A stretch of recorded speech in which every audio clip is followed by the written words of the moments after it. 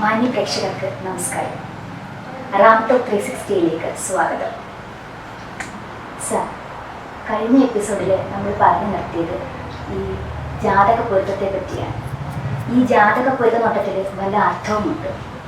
ഈ 10ൽ 10 എന്ന് പറഞ്ഞ് നടത്തുന്ന പല ബന്ധങ്ങളും ഇപ്പോൾ പൊലിയുന്നില്ല. ഇതൊന്നും നോക്കാതെ നടക്കുന്ന എത്രയോ ബന്ധങ്ങൾ ദീർഘകാല സന്തോഷത്തോടുകൂടി ജീവിക്കുന്നു. താങ്കൾ ഇതിനെപ്പറ്റി വളരെ അഭിപ്രായമുണ്ടാകും? ലക്ഷ്മി പറഞ്ഞത് വളരെ കറക്റ്റാണ്. എല്ലാം നോക്കി യാതൊരു കുഴപ്പമില്ല എന്ന് പറഞ്ഞ് നടന്ന പല കല്യാണങ്ങളും പരാജയപ്പെടുന്നു. അതേപോലെ തന്നെ പല കല്യാണങ്ങളും ഈ നടത്തിക്കൂടാ എന്ന് ജ്യോതിശാസ്ത്രജ്ഞന്മാർ പ്രഖ്യാപിക്കുന്നത് പലതും ധൈര്യമായിട്ട് നടത്തുന്നത് പലതും ഭംഗിയായിട്ട് പോകുന്നത് എന്തായാലും എന്തിനാണ് ഈ ജാതക പൊരുത്തം നോക്കുന്നത് എന്നുള്ള ആദ്യം മനസ്സിലാക്കുക. ഈ രണ്ട് വ്യക്തികൾ തമ്മിൽ പരസ്പരം ഒന്നായിട്ട് ജീവിക്കുന്ന സമയത്ത് ഒട്ടേറെ കാര്യങ്ങളിൽ യോജിപ്പും കാണാം, വിയോജിപ്പും കാണാം. രണ്ടുപേരുടെ ശീലങ്ങൾ തമ്മിൽ പൊരുത്തവും പെടുത്തിയിട്ടുണ്ട്. നമ്മുടെ ഇവിടുത്തെ ഒരു സംസ്കൃതി വിവാഹത്തിന് മുമ്പ് പെൺകുട്ടിയും പുരുഷനും തമ്മിൽ കൂടുതൽ ഇടപെടാൻ നമ്മുടെ സാമൂഹ്യ വ്യവസ്ഥിതി സമ്മതിക്കുന്നില്ല. പടിഞ്ഞാറൻ രാജ്യങ്ങളിലൊക്കെ ആണെന്നുണ്ടെങ്കിൽ അവർക്ക് പരസ്പരം ഇടപെടാൻ കുറേ കൂടെ ലൂസായിട്ടുള്ള സാമൂഹ്യ വ്യവസ്ഥയാണ്. അപ്പോൾ ഇവിടെ വിവാഹത്തിന് ശേഷം പരസ്പരം മനസ്സിലാക്കുന്ന പല കാര്യങ്ങളും അവർക്ക് വിവാഹത്തിന് മുൻപ് തന്നെ പരസ്പരം മനസ്സിലാക്കാനുള്ള സാമൂഹ്യ സാഹചര്യങ്ങൾ അവർ നിലവിലുണ്ട്. നമ്മുടെ നാട്ടിലില്ല. അപ്പോൾ ആ തരത്തിലുള്ള ടേസ്റ്റുകളും പിന്നെ ഇൻട്രസ്റ്റുകളും ബാക്കിയുള്ള മനസ്സിലാക്കാനുള്ള ഒരു കാര്യം. രണ്ടാമതായിട്ട് ഈ ഏറ്റവും കൂടുതൽ എൻ്റെ അനുഭവത്തിൽ വന്നിരിക്കുന്നത് ഇപ്പോഴത്തെ കാലത്ത് പല വിവാഹങ്ങളും ഈ മാറിപ്പോകുന്നത് ഇമോഷണൽ ബാലൻസ് രണ്ടുപേരുടെയും വളരെ വ്യത്യാസമാണ്. നമ്മൾ ഈ ജാതകപ്പൊരുത്തം 10ൽ 10 പൊരുത്തം എന്ന് പറയുന്നത് നോക്കുന്നത് എണ്ണം മാത്രം നോക്കുന്നതെങ്കിലും ആന്തരികമായിട്ട് ഈ തരത്തിലുള്ള ശീലങ്ങളുടെ സവിശേഷതകൾ ഇതിനകത്ത് തെളിയുന്നുണ്ട്. അത് 10ൽ 10 പൊരുത്തം എന്ന് പറഞ്ഞ് നടത്തുന്നത് ശരിയാകണമെന്നില്ല. കാരണം ഇത് വിവാഹം എന്ന് പറയുന്ന ആക്ടിവിറ്റി ഈ സപ്ലിമെൻ്ററി അല്ല, കോംപ്ലിമെൻ്ററിയാണ്. ഒന്ന് ഇതിൻ്റെ പാളിച്ച മറ്റൊന്ന് കറക്റ്റ് ചെയ്യണം. ഇതിനെ ഇപ്പോൾ നമ്മുടെ ആളുകൾ ഫോളോ ചെയ്യുന്ന പല കാര്യങ്ങളും ചിലതെല്ലാം വർഷങ്ങൾക്ക് ശേഷം പല ആചാര്യന്മാരും രണ്ടാമത് ഡിവൈസ് ചെയ്തിട്ടുള്ള നിയമമാണ്. ജ്യോതിശാസ്ത്രം പഠിപ്പിക്കുകയും ചെയ്തിട്ടുള്ള ഇപ്പോൾ ആത്യന്തികമായി അർത്ഥപൂർണമായി എല്ലാവരും അംഗീകരിക്കുന്ന പ്രമാണങ്ങളെല്ലാം വരാഹമിക ആചാര്യങ്ങളുടെ വരാശാസ്ത്രം. അതിനകത്ത് അദ്ദേഹം 2 അധ്യായങ്ങളിൽ വളരെ വിശദമായിട്ട് സ്ത്രീജാതക വിശേഷം പറയുന്നു. പുരുഷന്റെ ഭാര്യാമരണ ദോഷങ്ങളും പറയുന്നു. അപ്പോൾ ഇത് രണ്ടും കൂടെ പൊരുത്തപ്പെടുത്തണമെന്ന് അദ്ദേഹത്തിൻ്റെ ആധികാരിക ഗ്രന്ഥത്തിൽ ഒരു സ്ഥലത്തും പറയുന്നു. അതിനുശേഷം വന്ന ആചാര്യന്മാർ അവരുടെ അനുഭവത്തിൽ നിന്നോ മറ്റു പല കാര്യങ്ങളിൽ നിന്നുമാണ് ഇത് കൊണ്ടിട്ടുള്ളത്. അപ്പോൾ അതിനകത്ത് നമ്മൾ ഈ യുക്തിയും കൂടെ പ്രയോഗിക്കണം. പിന്നീട് അപൂർവ ചില ആചാര്യന്മാർ ഇത് വളരെ ഭംഗിയായിട്ട് നമുക്ക് ബോധ്യപ്പെടുന്ന സാമാന്യ ജനത്തിൻ്റെ കാലത്തിനനുസരിച്ച് മനസ്സിലാകുന്ന രീതിയിലും പറഞ്ഞിട്ടുണ്ട്. അതൊരു ഗ്രന്ഥമാണ് ശശാങ്ക ശാരദി എന്നുള്ള ഗ്രന്ഥം. അതിനകത്ത് അദ്ദേഹം വളരെ ഭംഗിയായിട്ട് പറയുന്നുണ്ട് കല്യാണ പൊരുത്തം നോക്കുമ്പോൾ നിസ്സന്താനേ ശസൂനും, സന്താനങ്ങൾ വളരെ കുറച്ചുണ്ടാകാൻ സാധ്യതയുള്ള ഒരു പുരുഷൻ്റെ ജാതകത്തിൽ സന്താനങ്ങൾ കൂടുതൽ ഉണ്ടാകുന്ന സാധ്യതയുള്ളതിന് പൊരുത്തപ്പെടുത്തിക്കണം. നിരവധി കരുണം നിർദ്ദയനായ ഒരു പുരുഷൻ്റെ കൂടെ കാരുണ്യവതിയായ സ്ത്രീയെ പൊരുത്തപ്പെടുത്തിക്കണം. നിസ്തൂലം വിത്തനാഥി, അസാധാരണ സമ്പത്തും അതിനനുസരിച്ചുള്ള ഒരു പ്രൗഢിയൊക്കെ ഉള്ളവരുടെ കൂടെ അത്രയൊന്നും ഇല്ലാത്തവരെ വേണം, ഇല്ലെങ്കിൽ ദൈവത്തിൽ പറഞ്ഞിട്ട്. നിരവധി കരുണം നിർദ്ദയനായ ഒരുത്തൻ്റെ കൂടെ കാരുണ്യവതി. ഇത് ലാസ്റ്റിൽ പറഞ്ഞിരിക്കുന്നത്. അതേപോലെ വിദ്യാവിത്തം ച വിദ്യാരഹിത, മഹാപണ്ഡിതനായിട്ടുണ്ടെങ്കിൽ അത്ര വലിയ പാണ്ഡിത്യം കിട്ടാതെ അക്കോമഡേറ്റ് ചെയ്യും. മൃതിസ്ഥാനദോഷം സമാനാനാലോചിക്കാതെ അദ്ദേഹം പറഞ്ഞിരുന്നത് മൃതിസ്ഥാനം മാത്രം സമാനമായിട്ടുണ്ട്. മൃതിസ്ഥാനം സമാനമാകണം എന്ന് പറയുന്നതിൻ്റെ കാരണം മനുസ്മൃതി മുതൽ പഴയ കാലത്ത് സ്ത്രീ സ്വാതന്ത്ര്യമർഹതി എന്ന് പറയുന്ന നാട്ടുകാരനുസരിച്ച് സ്ത്രീകൾക്ക് വൈദ്യര്യം വളരെ ബുദ്ധിമുട്ട് പിൽക്കാല ജീവിതത്തിലേക്ക് ഉണ്ടാക്കുമെന്നാണ് ആളുകൾ വിശ്വസിച്ചത്. അതുകൊണ്ട് വൈദ്യര്യം ഒഴിവാക്കാൻ വേണ്ടിയാ ചെയ്യും. അപ്പോൾ അതിനകത്ത് പോലും സൂക്ഷ്മമായിട്ട് ചിന്തിച്ചാൽ ഒരു ചെറിയ വൈരുദ്ധ്യമാണ്. കാരണം നമ്മുടെ കണക്കനുസരിച്ച് ആചാര്യന്മാർ പറഞ്ഞിരുന്നത് പുരുഷായുസ് എന്ന് പറയുന്നത് ആണിൻ്റെയും പെണ്ണിൻ്റെയും ഒരുപോലെയാണ്. 120 വയസ്സാ പുരുഷായുധ രണ്ടുപേർക്കും അഭിനന്റെ സ്വത്ത് കിട്ടാം.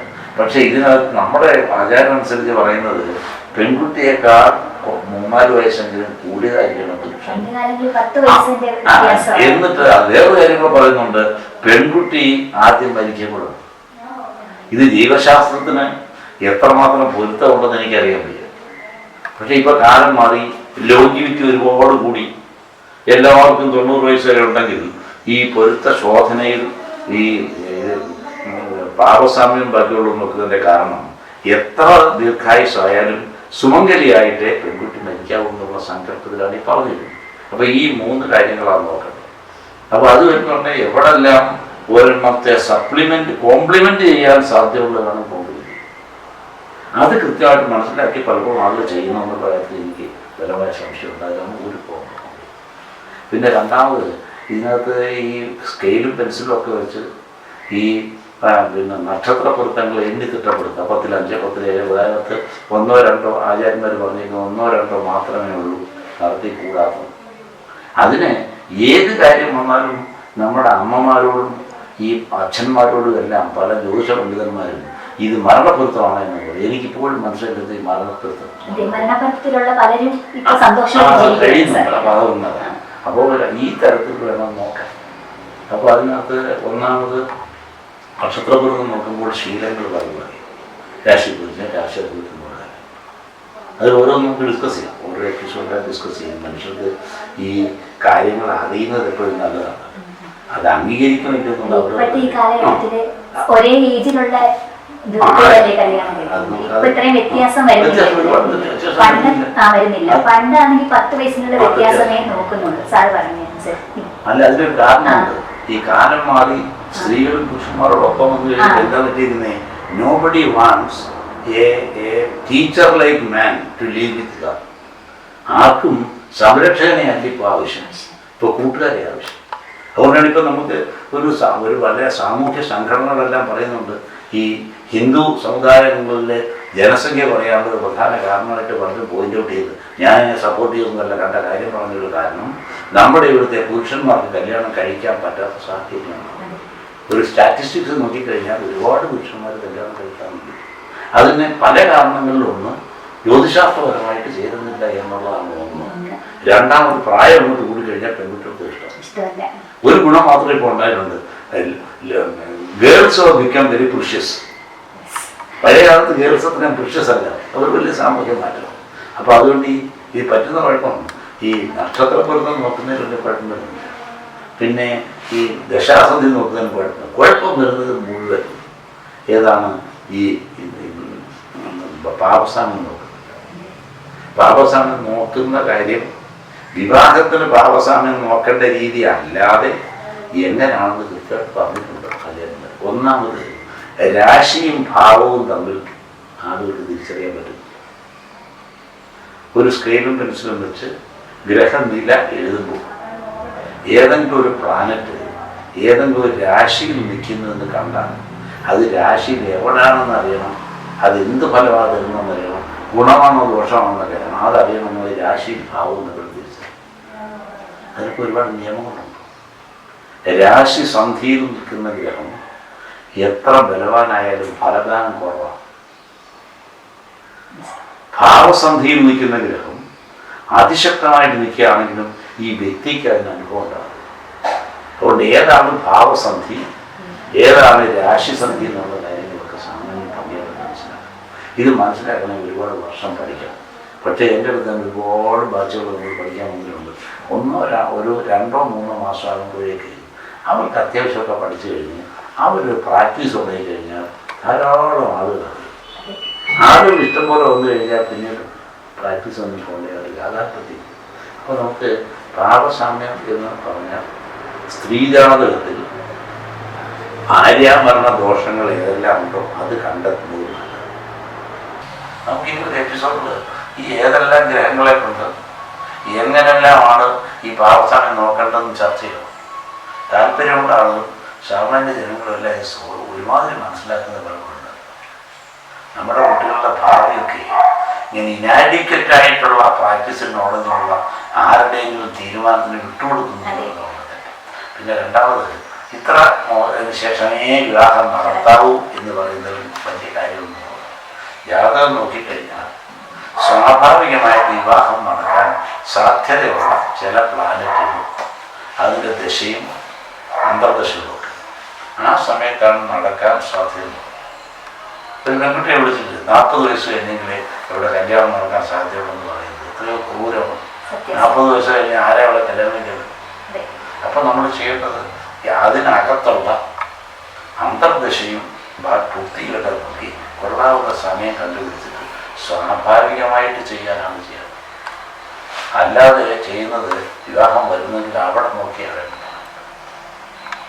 അപ്പം അതിന് ഈ ഇത് എന്താ പേര് പറഞ്ഞ ഈ പ്രേമവിവാഹങ്ങൾ നോക്കേണ്ട രീതിയൊക്കെ ആചാര്യന്മാർ പറഞ്ഞിട്ടുണ്ട്. ഇതെങ്ങനെ നോക്കേണ്ടതെന്ന് പറഞ്ഞിട്ടുണ്ട്. ഇതെല്ലാം പറഞ്ഞിട്ടുണ്ട്. രാമായണത്തിനകത്ത് തന്നെ എന്താ പറഞ്ഞത്? വസിഷ്ഠമഹർഷി എന്താ പറഞ്ഞിരിക്കുന്നത്? നല്ലൊരു മുഹൂർത്തം നോക്കി കല്യാണം കഴിക്കാൻ.